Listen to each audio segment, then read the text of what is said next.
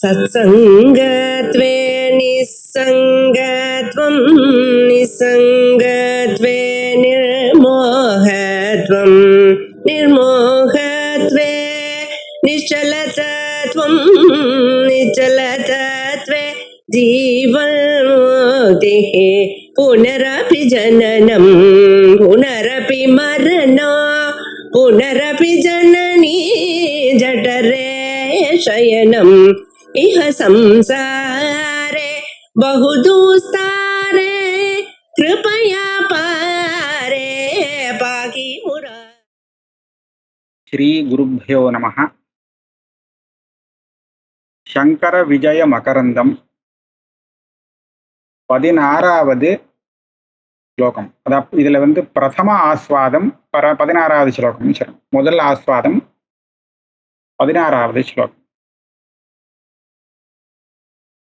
द्रविडत्रयम् आत्रेयत्रयम् गौडत्रयम् तथा अद्वैतबोधसिद्ध्यर्थम् नमामः करणैस्त्रिभिः. இந்த கிரந்தக்காரர் அத்வைத பரம்பரையில 3 திரவிடாச்சாரியர்கள், திரவிடத்ரயம், ஆத்ரேயத்ரயம், அதே மாதிரி கௌடத்ரயம். இந்த ஸ்லோகத்தை திரவிடாத்திரேய தரிசனத்துல போலகம் ராமாசாஸ்திரி கிரந்தத்திலேருந்து எடுத்துட்டு இருக்கார். திரவிடத்ரயம் அப்படிங்கிறது யாரு அப்படின்னு சொன்னா, திரவிடாச்சாரியர்னே ஒருத்தர் ஆச்சாரியாளுக்கு முன்னாடி இருந்திருக்கார். சாந்தோக்கியத்துக்கு வாக்கியம்னு ஒரு சின்ன விற்பி மாதிரி இருந்திருக்கு. அதுக்கு பாஷ்யம் எழுதினவர், சாந்தோக்கிய பாஷ்யம் பண்ணினவர். அதுக்கப்புறம் பகவத் பாதாளே, சங்கர பகவத் பாதாளே ஒரு திரவிடாச்சாரியர் தான், திரவிட தேசத்தை சேர்ந்தவர். அதுக்கப்புறம் அப்பைய தீட்சிதர், அப்பைய தீட்சிதரும் திரவிட தேசத்தை சேர்ந்தவர். ஆக இதனால திரவிடத்ரயம் அப்படின்னு இங்க போட்டிருக்கு. சில பேர் அபினவ திரவிடாச்சாரியர்னு ஒருத்தர் அப்புறமா இருந்திருக்கார். அவர் பிரம்மசூத்திர பாஷ்யத்துக்கு வார்த்திகம்னு ஒரு பெருசா வியாக்கியானம் பண்ணியிருக்கார். அது கூட கல்கத்தாவில் அச்சாயிருக்கு. அவரை சில பேர் சொல்றா. அனந்த கிருஷ்ண சாஸ்திரிகள், மகாமகோபாத்தியாய அனந்த கிருஷ்ண சாஸ்திரிகள் அந்த புஸ்தகத்தை அச்சு போட்டிருக்கார். பூரா வந்ததாக தெரியல. ஆக அதாவது அவர் பேரு பாலகிருஷ்ணானந்த சரஸ்வதி அப்படின்னு பேரு. அவரையும் திரவிடாச்சாரியர்னு சொல்றார். ஆக திரவிடத்ரயம். அதுக்கப்புறம் ஆத்ரேயத்ரயம். இதுக்கு எப்படி அர்த்தம் பண்ணியிருக்காருன்னா, தத்தாத்திரேயர் அவர் அத்ரி மகர்ஷியுடைய புத்திரராக அவதாரம் எடுத்ததுனால அவர் ஒரு ஆத்திரேயர். பிரம்மநந்தி அப்படின்னு சாந்தோக்கியத்துக்கு வாக்கியம்னு சொல்லி சின்னதா அவர் வியாக்கியானம் பண்ணியிருக்கார் அப்படின்னு தெரியறது. அவர் ஒரு ஆத்திரேயர். பகவத் பாதாள் கூட அத்ரி கோத்திரத்துல வந்ததுனால ஆத்திரேயர். இவர் அத்ரி கோத்திரத்துல வந்தவர் அப்படின்னு சுரேஸ்வராச்சாரியரே சொல்லியிருக்கார், ஆத்ரேய கோத்திரம் அப்படின்னு. ஆக இப்படியாக ஆத்ரேயத்ரயம். அதுக்கப்புறம் கௌடத்ரயம். கௌடத்ரயம்னு சொன்னா கௌடபாதர், அவர் ஒருத்தர் கௌட தேசத்துல வந்தவர்னு தெரியறது. அதே சமயத்திலே இன்னொருத்தர் சுரேஸ்வராச்சாரியரையும் கௌடர்னு சொல்றார். மண்டன மிஸ்ரர் தான் அப்புறமா சுரேஸ்வராச்சாரியரா வந்தாருங்கிறது கதை. அதனால அதுபடி அவர் ஒரு கௌடர். அப்புறம் கௌட பிரம்மானந்த சரஸ்வதி அப்படின்னு அத்வைத சித்திக்கு வியாக்கியானம் பண்ணினவர், லகுச்சந்திரிக்காக வியாக்கியானம் எழுதினவர். இப்படியாக கௌடத்ரயம், 3 கௌடர். இவா எல்லாரும் நமஸ்காரம் பண்றேன். எல்லாரையும் எதுக்காக சொன்னா, அத்வைத போத சித்தியர்த்தம் நமாமஹா. அத்வைத ஞானம் எனக்கு சித்திக்கணுமே, அந்த பிரயோஜனம் நமக்கு வரணுமேங்கிறதுக்காக இவாளுக்கெல்லாம் நான் நமஸ்காரம் பண்றேன்.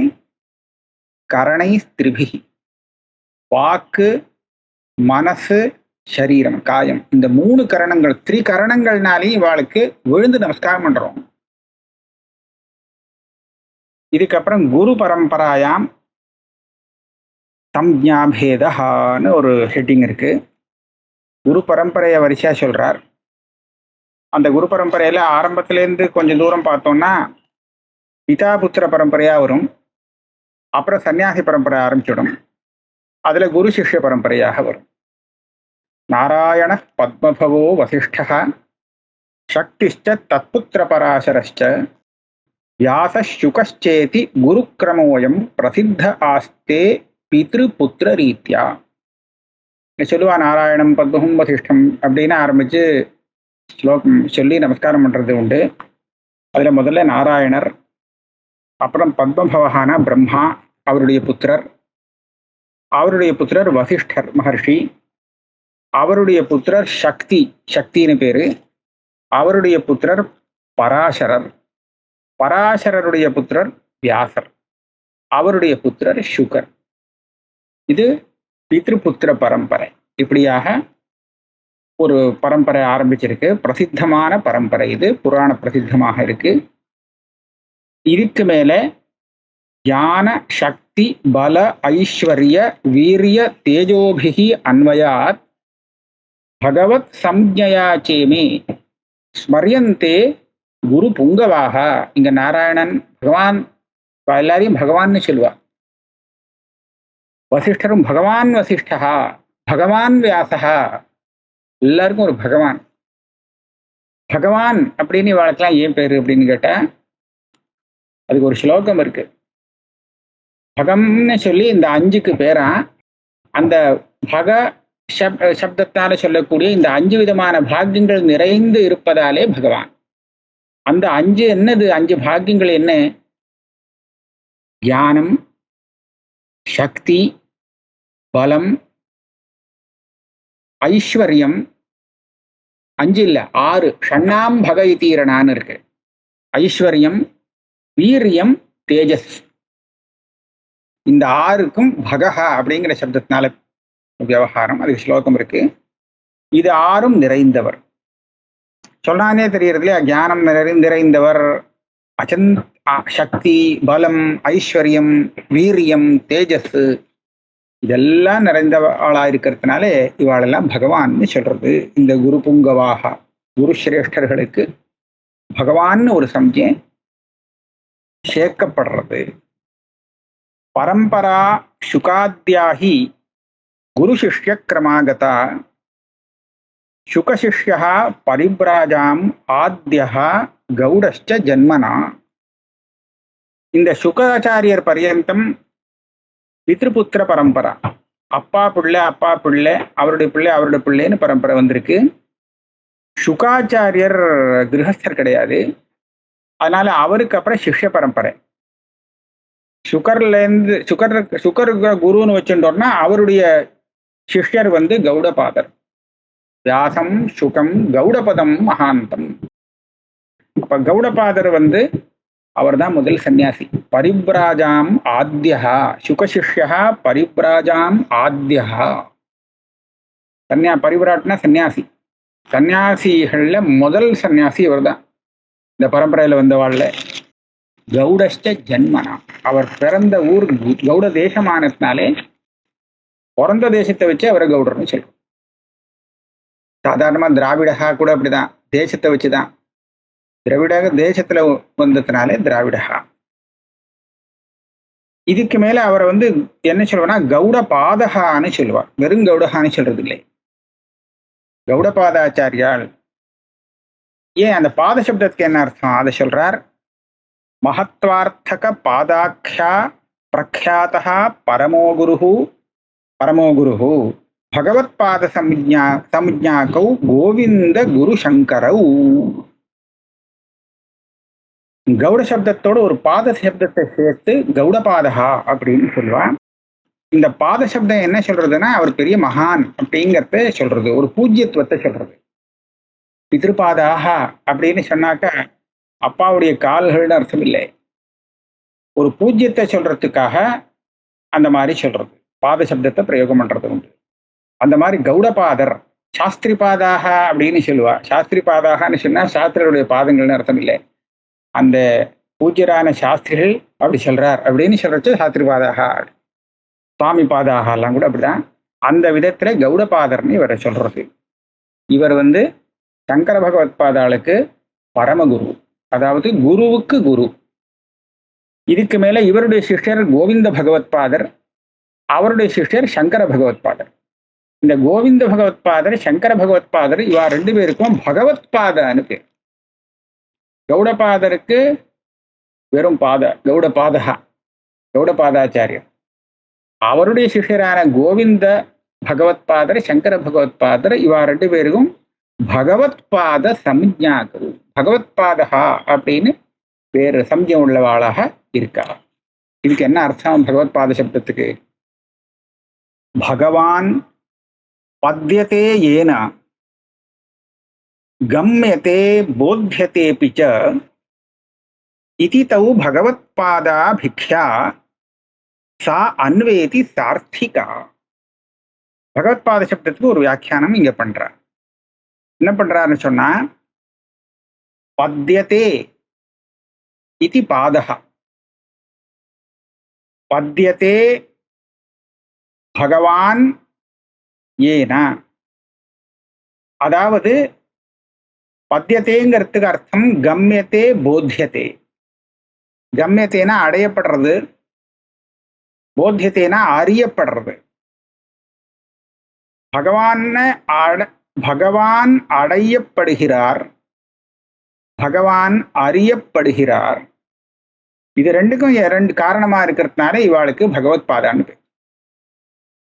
பகவான் பத்யதே ஏன, எவராலே பகவான் அடையப்பட வைக்கிறார்களோ, அதாவது இங்க அந்த மாதிரி வச்சுக்கணும். அவகிட்ட சேர்ந்தவாளையும் அவர் பகவானை அடையும்படியா செஞ்சிருவா, தெரியும்படியா செஞ்சிருவா, போத்தியதே தெரியப்படும்படியா பண்ணுவா.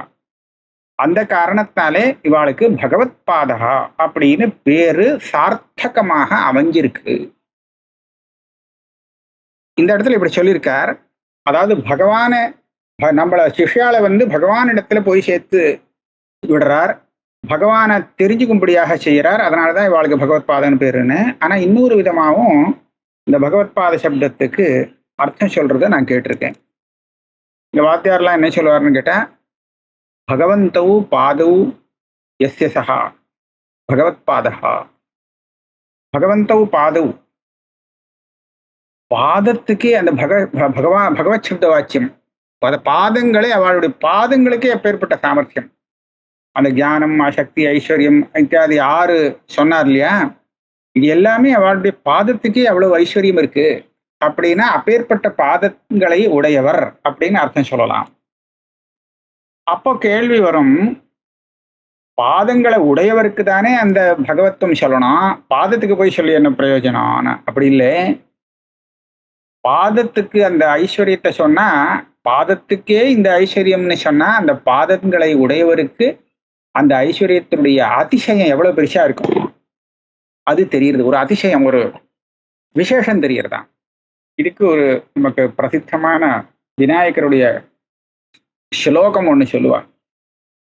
அந்த ஸ்லோகம் எப்படின்னு கேட்டா, கஜானனம் பூதகணாதிசேவிதம் கபித்த ஜம்பூஃபலசார பக்ஷிதம், பக்ஷணம்னு சொல்லுவா, பக்ஷிதம் உமாசுதம் சோக விநாச காரணம் நமாமி விக்னேஸ்வர பாத பங்கஜம் அப்படின்னு முடிகிறது. இது தெரியும், எல்லாருக்கும் தெரியும். இந்த ஸ்லோகம் யார் நமஸ்காரம் பண்றார் இந்த ஸ்லோகத்துல? சுவாமி தானே நமஸ்காரம் பண்றாருன்னு சொல்லணும். அதாவது பிள்ளையார் நமஸ்காரம் பண்றாருன்னு சொல்லணும். பிள்ளையார் கஜானனஹா, கஜானனம் கரெக்டா விட்டுறது, யானை முகத்தோடு இருக்கிறார். பூதகணாதி சேவித்தம்னு சொன்னா பூதகணங்களினாலே சேவிக்கப்படுகிறவராக இருக்கார். அவரை சுத்தி பூதகணங்கள் இருக்கு, சரி, அதுவும் சரி. கபித்த ஜம்பு பலசார இதெல்லாம் அவருக்கு நைவேத்தியமா இருக்கு, பக்ஷிக்கிறார், அதுவும் கரெக்டா இருக்கு. உமாசுத்தம் பார்வதியுடைய புத்திரராக இருக்கார், அதுவும் சரியா இருக்கு, பகவான் கோட்டும். சோக விநாச காரணம், நம் பக்தர்களுடைய சோகத்தை விநாசம் பண்ணக்கூடியவர், அது அழியறதுக்கு காரணமானவர், சோகம் போறதுக்கு காரணமானவர், இது அவருக்கும் ஒட்டும். இவ்வளெல்லாம் சொல்லிட்டு நமாமி விக்னேஸ்வர பாத பங்கஜம். இது பிள்ளையார் நமஸ்காரம் பண்றாரா, பாத பங்கஜத்தை நமஸ்காரம் பண்றாரா? ஆரம்பம் கஜானனம் அப்படின்னு சொல்லி பிள்ளையாரில் ஆரம்பிச்சு பாக்கியெல்லாம் அவருக்கு ஒட்ட வச்சுட்டு விசேஷனம் கொடுத்துட்டு பாத பங்கஜம், அவருடைய பாத பங்கஜத்தை நமஸ்கரிக்கிறேன். விக்னேஸ்வர பாத பங்கஜம் இதை ஒன்னா பண்ணணும். அதுக்காக என்ன பண்றதுன்னு கேட்டா, விக்னேஸ்வர பாத பங்கஜம்ங்கிறதுக்கு எப்படி அர்த்தம் பண்ணணும்னா, விக்னேஸ்வரௌ இல்ல விக்னேஸ்வரே பாத பங்கஜே யஸ்ய, எவருடைய பாத பங்கஜங்களே விக்னங்களுக்கு ஈஸ்வரனாக இருக்கோ அவர் விக்னேஸ்வரன் கேட்கணுமா? அவருடைய பாதங்களுக்கே விக்னத்தை விரட்டக்கூடிய, விக்னத்தை எல்லாம் கட்டுப்படுத்தக்கூடிய ஒரு ஐஸ்வர்ய சக்தி இருக்குன்னு சொன்னால், அப்பேற்பட்ட பாதங்களை உடையவர் அப்படின்னு சொன்னா அந்த பிள்ளையார் தான் சேருது. நமாமி விக்னேஸ்வர பாத பங்கஜம். அந்த விதத்துல பாத பங்கஜத்தை நமக்கான இப்பேற்பட்ட விக்னேஸ்வரனாக இருக்கக்கூடிய, விக்னத்தெல்லாம் தனக்கு அடக்கி வைக்கக்கூடிய அந்த சக்தியுடைய பாத பங்கஜங்களை உடைய அந்த கஜானனரை விநாயகரை வணங்குகிறேன். அப்படிதான் அர்த்தம் சொன்னா சரியா வரும். இந்த இடத்துல என்ன விசேஷம்னு சொன்னா, அவருடைய பாத பங்கஜத்துக்கே விக்னத்தை போக்கக்கூடிய அப்பேற்பட்ட ஒரு ஐஸ்வர்யம் இருக்கு அப்படின்னு சொன்னார். அவளை பத்தி கேட்கவே வேண்டாம் அப்படின்னு ஒரு விசேஷமான ஒரு மகிமை தெரியறது இல்லையா? அந்த விதத்துல பகவத் பாதாள் அப்படின்னு சொல்லும் போது அவருடைய பாதத்துக்கே அந்த பகவத் சப்தத்தால சொல்லக்கூடிய அப்பேற்பட்ட ஐஸ்வர்யங்கள்லாம் இருக்கு அப்படின்னு தெரிஞ்சா, அப்பேற்பட்ட பாதத்தை கொண்டவர்னு சொல்லும் போது அவருடைய ஐஸ்வர்யம் நிரதிசயமா தெரியும், இன்னும் கொஞ்சம் வசதியா தெரியும். ஆக ஸ்தோத்திரம் பண்றதுக்கு இப்படி நம்ம வச்சுக்கலாம்னு சொல்லுவா. இருக்கட்டும், பகவத் பாதா அப்படின்னு இவாளுக்கு 2 பேருக்கும் பேர் இருக்கு. சங்கர பகவத் பாதாள்னு பேர் இருக்கு, கோவிந்த பகவத் பாதாள்னு சொல்றது வழக்கத்துல இருக்கு. அப்புறம் அகதாத்வ பிராபணேன பாதாவிவ குருத்தமஹா சாஸ்திராந்தர அனவகத பிரம்மபோதோபகாரகா. இதையே கொஞ்சம் உபபாதனம் பண்றார். இவா 2 பேரும் பகவத்பாத சப்தத்தினால சொல்லப்படுறாடே, அது பிரம்மத்தை அறியப்படுத்துறதுக்கு இவாளெல்லாம் அனுகூலமா இருக்கா, சாதனமா இருக்கா, அதனாலேன்னு சொன்னார். அது எப்படின்னு கேட்டா, அகத அத்வ பிராபணேன பாதாவிவா. பாதங்கள்னா என்ன? நம்மளுடைய பாதங்கள் கால்கள். இந்த கால்கள் என்ன பண்றது? நாம இங்க நடக்கிறது, காலால் நம்ம என்ன பண்ண முடியும்? நடக்க முடியும். நடந்தா வேற ஒரு இடத்துக்கு போய் சேர முடியும்.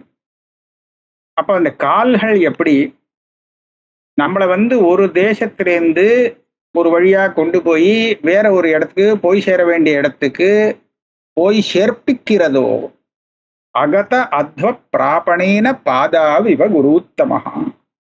அத போல உத்தமமான இந்த குருவானவர் பாதங்களை போல தங்கிட்ட வந்த சிஷ்யனே அவன் போய் சேர வேண்டிய அந்த பகவானிடத்திலே கொண்டு போய் சேர்ப்பிக்கிறார். அதனால எப்படி நம்மளுடைய பாதம் ஒரு இடத்துலேருந்து இன்னொரு இடத்துக்கு கொண்டு போய் நம்மளை சேர்க்கிறதோ, அதை போல குருவானவர் பகவானிடத்துல கொண்டு போய் சேர்க்கறதுனாலே பாதாவிவ, பாதத்துக்கு சமானமாக இருக்கிறதுனாலே பகவத் பாதகா அப்படின்னு பேரு சொல்லும். அதே மாதிரி போதத்துக்கும் இதே மாதிரிதான். இது பகவானை அடைவிக்கிறது அப்படிங்கிற அர்த்தத்துல வச்சுன்னு சொன்னோம். சாஸ்திராந்தர அனவகத பிரம்மபோத உபகாரகா. மற்ற சாஸ்திரங்கள்னாலே அறியப்பட முடியாத அந்த பிரம்மஸ்வரூபத்தினுடைய போதம் வரத்துக்கு குரு உபகாரகராக இருக்கிறதுனாலே, உபகாரம் பண்றதுனாலே அவரை பகவத் பாதகா அப்படின்னு சொல்றது. இதுவும் ஒரு விதமான அடையிறது தான்.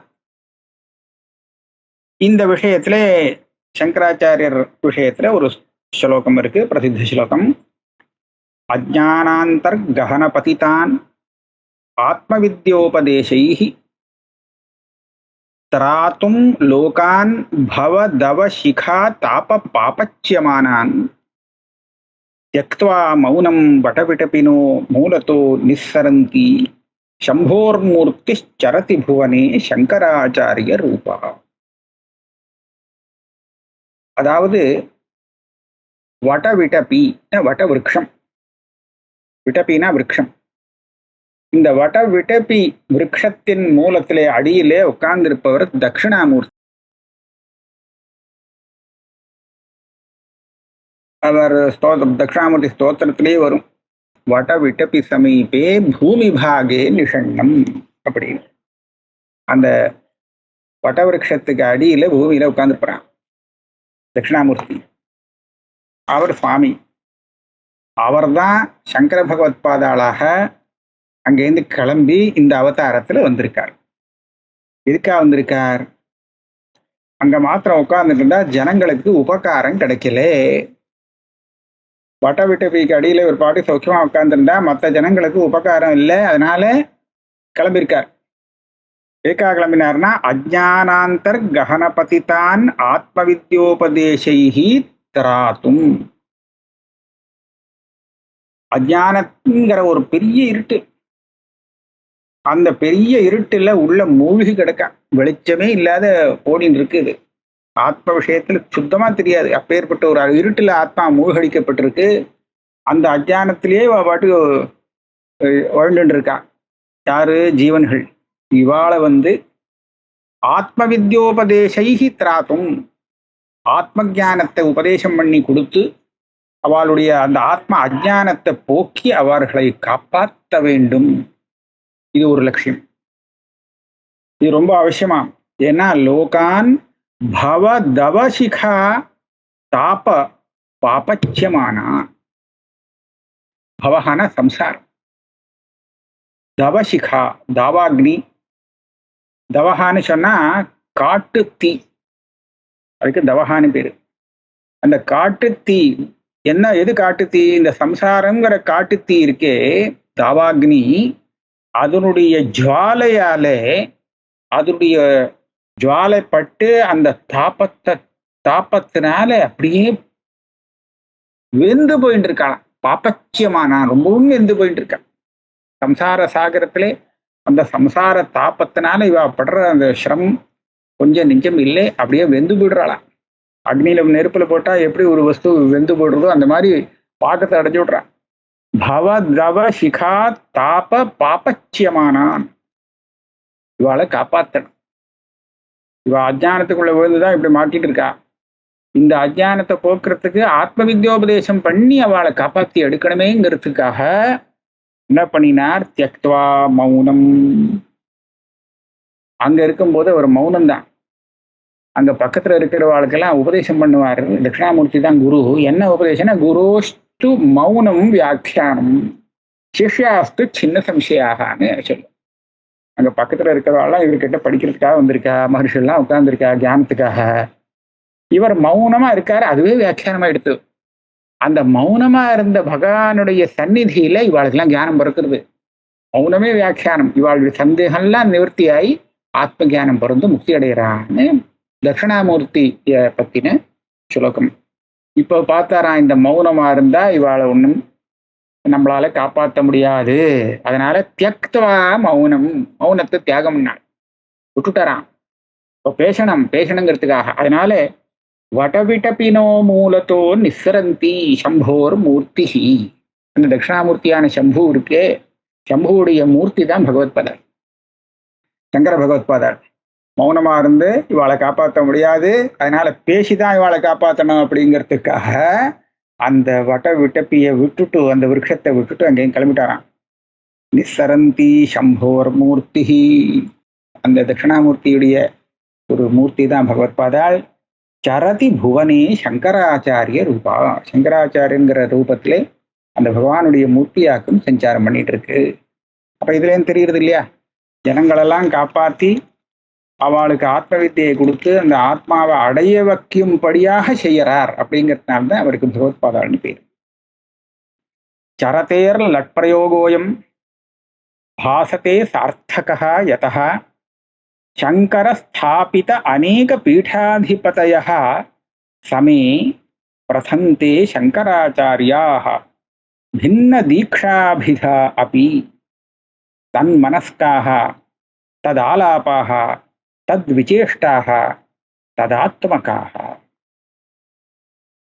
இங்க சரத்தின்னு இந்த ஸ்லோகத்துல இருக்கு. சங்கராச்சாரிய ரூபத்திலே அந்த சம்பு, அந்த தட்சிணாமூர்த்தியுடைய ஒரு மூர்த்தி தான் நம்மளுக்கு முன்னாடி உலகத்துல சஞ்சாரம் பண்ணிட்டு இருக்குன்னு இந்த வந்திருக்கு.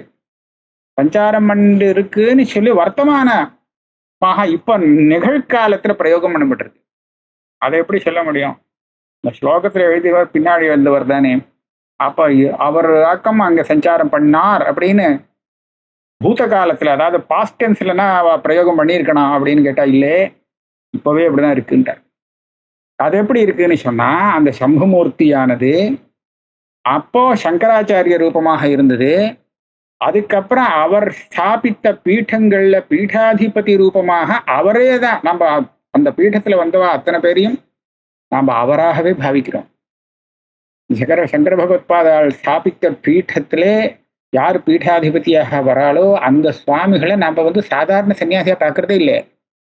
அது சாட்சாத் சங்கராச்சாரியர். அப்ப அவரும் பகவானுடைய அவதாரமாக தான் நம்ம கண்ணுக்கு தெரிகிறார். அப்ப அந்த விதத்துல பார்க்கறச்சே இப்பவும் அந்த பகவான் இந்த ரூபத்துல சஞ்சாரம் பண்றார். சரத்திங்கிறது இந்த வர்த்தமான கால பிரயோகம் உபபன்னமாறுது. அதை சொல்ற சரத்தேர் லட் பிரயோகோயம், லட்லகாரம்னு சொல்லுவா வியாக்கரணத்துல. பாசத்தே சார்த்தகா, இது சார்த்தகம், இதுக்கு அர்த்தம் உள்ளதாக இருக்கு. தெரியாம ஏதோ லட் பிரயோகம் பண்ணிட்டாருன்னு இல்லை. யதா சங்கர ஸ்தாபித அநேக பீடாதிபதயா சமே, சங்கராலே ஸ்தாபிக்கப்பட்ட பல பீடங்களுக்கு அதிபதியாக இருந்த அத்தனை பீடாதிபதிகளும் சங்கராச்சாரியார்கள். பிரசந்தே சங்கராச்சாரியா, அத்தனை பேரும் சங்கராச்சாரியார் ரூபமாகத்தான் நமக்கு பாசிக்கிறார். லோகத்துல பிரசித்தியும் இருக்கே இல்லையா, சங்கராச்சாரியர்னு சொல்லுவா. அதனால பிரசித்தி எப்படி இருக்கு. பின்ன தீக்ஷாபிதா அபி, அவளுக்கு தீட்சை வித்தியாசப்பட்டிருந்தாலும் பேரு வேறையாக இருந்தாலும் சரி, அபிதான்னு சொன்னா பேரு, இந்த இங்க ஒரு பேரு அங்க ஒரு பேரு, இவாளுக்கு ஒரு பேரு, அவள் பேரெல்லாம் வித்தியாசமா இருந்தாலும் கூட இவாளெல்லாம் சங்கராச்சாரியாள்னா சொல்றா. எப்படி எப்படி சொல்றான்னு சொன்னா, தன் மனஸ்காக தத் ஆலாபாக தத் விசேஷ்டாக ததாத்மகா. அத்தனை பேரும் அந்த சங்கர பகவத்பாதால தானே மனசுல வச்சுட்டு இருக்கா. வேற எந்த ஆச்சாரியாலையும் வச்சுக்கலையே, எல்லாரும் அந்த சங்கர பகவத்பாதால தானே மனசுல வச்சுட்டு இருக்கா. தன் மனஸ்காக ததாலாபாக, அந்த பகவத்பாதாளுடைய வச்சனத்தை தானே எல்லாருக்கும் போதிக்கிறா. இதுலயும் ஏதாவது வித்தியாசம் இருக்கோ? இல்லை. தத்விசேஷ்டாக, அவர் சொன்ன வழியில தானே போயிட்டு இருக்கா. அவர் எப்படி சொன்னாரோ அதே காரியத்தை தானே பண்ணிட்டு இருக்கா. அதனால ததாத்மகாக, அதனாலே இப்படி இருக்கிறதுனாலே இவா எல்லாருமே அந்த சங்கராச்சாரிய ஸ்வரூபமாக இருக்கார். அதனால தத்குணானேவ காயந்தா தத் அபேதம் விவருண்வதே ஏதேஷாம் சங்கராத்பேதம் கஞ்சின் நோபலபாமஹே. அந்த சங்கராச்சாரியருடைய அந்த மகிமைய பெருமையைத்தானே இவாளா நமக்கு சொல்லிக் கொடுத்துட்டு இருக்கா. அதைத்தானே எல்லா இடத்துலையும் அவ பாடுறா. ஆகையாலே தது அபேதம் விவருண்வதே, இவ அத்தனை பேரும் அந்த சங்கராச்சாரியால் தான். ஆகையாலே ஏதேஷாம் சங்கராத் பேதம் கஞ்சின் நோபலபாமஹே, கொஞ்சம் கூட இவ சங்கராச்சாரியரை காட்டிலும் பின்னமானவர்கள், வேறானவர்கள்னு நாம் பார்க்கவே இல்லை. ஸ்ரீ சங்கராத் அவிச்சின்ன சம்பிரதாய பிரவர்த்தகான் அத்வைத ஸ்தாபனே தர்ம ரக்ஷாயாம் பத்த கங்கணான் மௌல பிராக் தக்ஷிணா உதீச்சிய பశ్చిమాம்னாய பீடகான் பிரணுமஹா தான் பரிவ்ராஜः பரஹம்சான் குருத்தமா. இதுக்கு மேலே அந்த ஆதிசங்கரன்னு இவ சொல்லிட்டு இருக்கா. அந்த சங்கரர்லேருந்து ஆரம்பிச்சு நடுப்புற விச்சேதமாகாமல், இடைவெளி வராமல் தொடர்ந்து வரக்கூடிய சம்பிரதாய பிரவர்த்தகான், அந்த சம்பிரதாயத்தை இன்னைக்கும் ஏற்படுத்தி காப்பாற்றி வச்சுட்டு இருக்கிறவாள். அத்வைத ஸ்தாபனே தர்மரக்ஷாயாம் பத்த கங்கணா, அத்தனை பேரும் அந்த ஆச்சாரியால் அத்தனை பேரும் அத்வைதத்தை ஸ்தாபனம் பண்ணுவதிலும் தர்மத்தை காப்பாற்றுறதுலையும், சனாதன தர்மத்தை அவாவா தர்மத்தை வர்ணாசிரம தர்மத்தை காப்பாற்றுறதுலையும் பத்த கங்கணாளா இருக்கு. அதை காப்பாத்துறது அவளுடைய லட்சியமாக இருக்கு. மௌல பிராக், அதாவது 5 பீடங்களை இவர் இங்க குறிப்பிடுறார். மூலம் பீடம் ஒண்ணு, அதுக்கு மேல ஒவ்வொரு திக்குக்கு ஒவ்வொரு பீடம். பிராக்னா பூர்வ திக்கு, அதாவது கிழக்கு, தட்சிணா தெற்கு, உதீச்ச வடக்கு, பশ্চিமா ஆம்னாய பீடகான். இதெல்லாம் அந்த பீட சமாச்சாரத்துல வரும். அதுல உத்தராம்னாயம் தட்சிணாம்னாயம் அப்படிலாம் சொல்லுவா. இதெல்லாம் நமக்கு ஜாஸ்தி அவ்வளவு புரியாது, அந்த பீடத்தை பத்தி தெரிஞ்ச வாழ்க்கை தெரியும். அந்த மாதிரி பீடத்திலே வந்த பரிவ்ராஜகா பரஹம்சான் குரு உத்தமா, அங்க வந்து அந்த பரிவ்ராஜகாச்சாரியாளா சன்னியாசி உத்தமாளாக வந்தவா பரமஹம்ச பரிவ்ராஜகாச்சாரியாளா இருக்கக்கூடிய அந்தந்த பீடத்திலே இருக்கும் அத்தனை பேரையும் நமஸ்கரிக்கிறோம். அத்தனை பேரும் குரு உத்தமா. சங்கர சர்வஜாதீன் பிரணுமஹா ஸ்ரீ காமகோட்டி பீடேஷான் ஏகோன சப்ததி குருன் இஷ்டாப்தியை ஸ்ரீ ஜெயேந்திராந்தான். இந்த கிரந்தக்காரர் காமகோட்டி பீட பரம்பரையில ஸ்ரத்தை உள்ளவராக இருக்கிறதுனாலே அவர் அந்த பரம்பரையை நமஸ்காரம் பண்றார். சங்கர சர்வஜாதி, இந்த பரம்பரையில பார்த்தோம்னா சங்கரர் இங்கதான் வந்து கடைசியில மூல ஆம்னாய பீடம்னு சொல்லி அங்க வாசம் பண்ணார்னு வருது. அதே சமயத்துல அவருடைய சிஷ்யராக சர்வஜாத்ம முனி, இந்த மாதிரி கிரமமாக வருது பரம்பரை. இவா எல்லாரும் ஸ்ரீ காமகோட்டி பீடேஷான், காமகோட்டி பீடத்துக்கு அதிபதியாக வந்தவர்கள். அதுல ஏகோன சப்ததி குரு, சப்தத்தினா 70, ஏகோன சப்தத்தின்னு சொன்னா 69. 69வதாக ஸ்ரீ ஜெயேந்திராந்தான் வந்த அந்த ஜெயேந்திர சரஸ்வதி சுவாமிகள் 69வது. அவர் பரியந்தம் இருக்கக்கூடிய 69 பீடாதிபதிகளையும் பிரணுமஹா விசேஷமாக நமஸ்காரம் செய்கிறோம். எதுக்காகன்னு சொன்னா இஷ்டாப்தி, நமக்கு இஷ்டம் அடைவதற்காக, நம்ம இஷ்டமான ஸ்ரேயஸை, நமக்கு கிடைக்க வேண்டிய ஸ்ரேயஸை அடையறதுக்காக இவர்களை வணங்குகிறோம். 29 ஸ்லோகம் ஆயிடுத்து, இதோட வச்சுப்போம்.